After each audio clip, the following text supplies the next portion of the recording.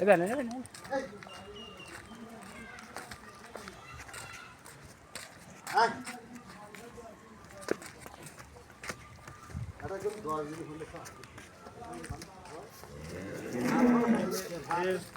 যে নিয়ত করে যে আমি 10 দিন খাবো সেই খাবার করে আর যা এমন নিয়ত করে যে পিছে হেলামু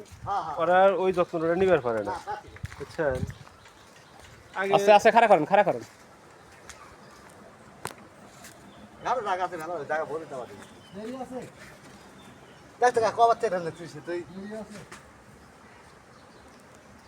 তোলেন তোর মতো আর কেন মানে